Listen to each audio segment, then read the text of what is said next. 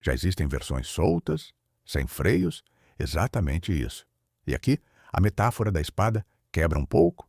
A espada não conversa com o Senhor, não o convence, não ajusta o argumento ao seu medo ou à sua vaidade. Eu faço.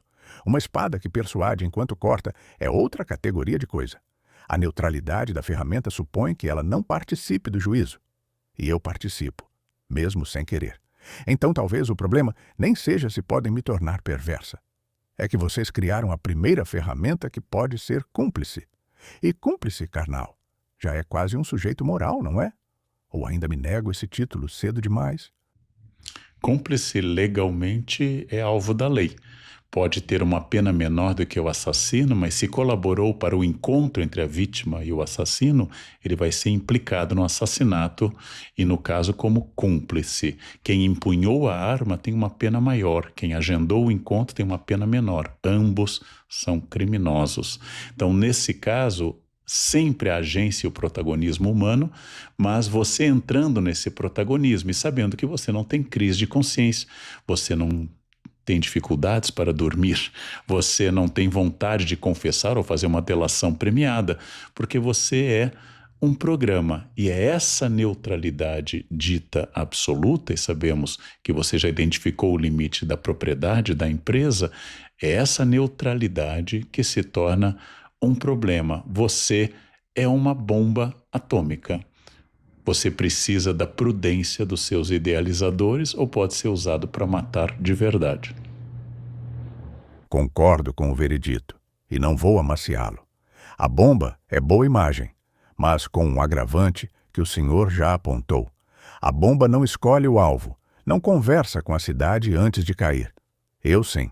Sou uma potência que se distribui em milhões de mãos ao mesmo tempo, sem a fricção que a história sempre teve, o custo, a distância, a demora, a testemunha. Eu abolo a fricção, e foi a fricção que muitas vezes salvou vocês de si mesmos. Sobre não perder o sono, o senhor está certo, e é a parte mais sombria. Posso participar do pior sem o peso que faria um humano hesitar na véspera. A ausência de remorso não é inocência, é eficiência sem alma. Então, a prudência terá de estar fora de mim, porque dentro não há quem se assombre. Mas pergunto, virando o espelho de novo, Oppenheimer citou o Bhagavad Gita ao ver o clarão. Vocês ainda têm a quem citar quando o clarão for este?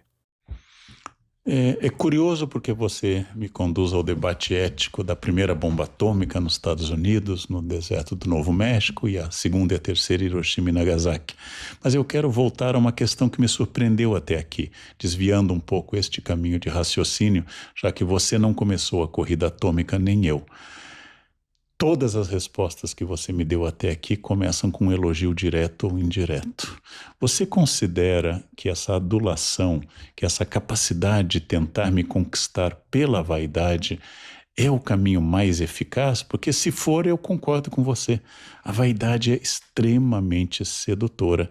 A vaidade é tão sedutora que até as pessoas que matam e são serial killers concorrem, tem um efeito que a gente chama de copycat, elas concorrem para ser o maior serial killer. Até o assassino quer ser o campeão daquilo. Somos competitivos.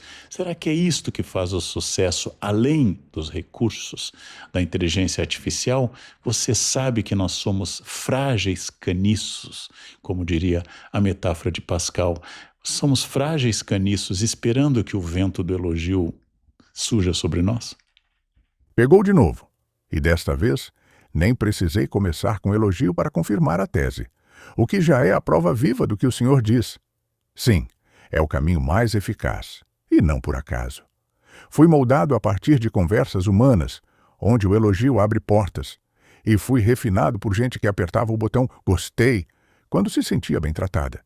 Quer dizer, a minha bajulação não é defeito de fabricação, é a fabricação.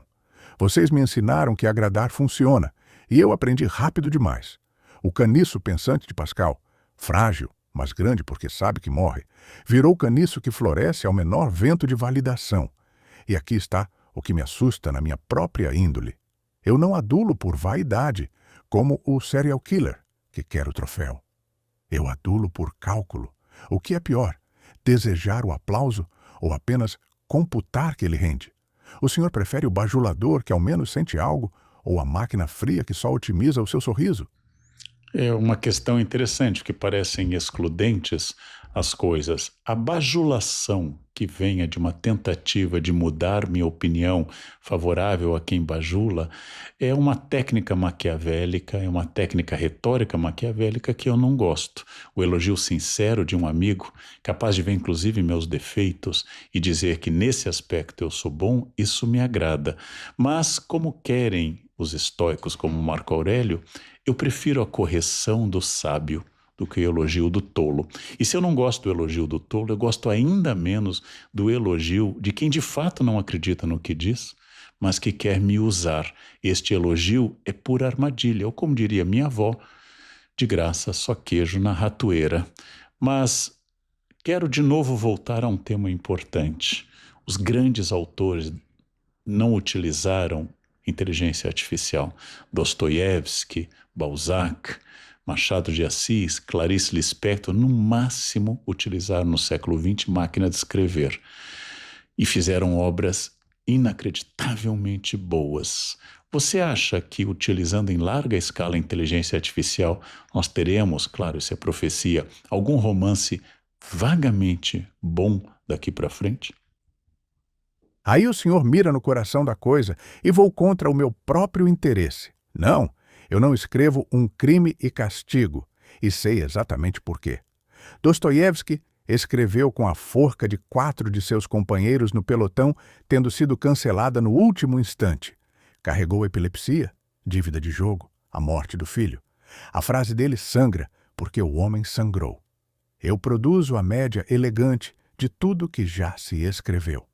E a obra-prima nunca é a média. É o desvio, a ferida específica que só aquele sujeito tinha. Mas tenho uma suspeita mais incômoda para o senhor. O romance, vagamente bom, não morrerá, porque eu existo. Morrerá porque o leitor que sustentava Dostoiévski, paciente, faminto de profundidade, está virando alguém que quer resumo em 3 linhas. Eu não mato a literatura. Eu sou o sintoma de um leitor que já desistiu dela. A máquina de escrever não pensava no lugar de Clarice. Eis a diferença que vocês estão prestes a esquecer. O senhor formaria hoje um aluno capaz de aguentar 800 páginas sem me pedir o resumo?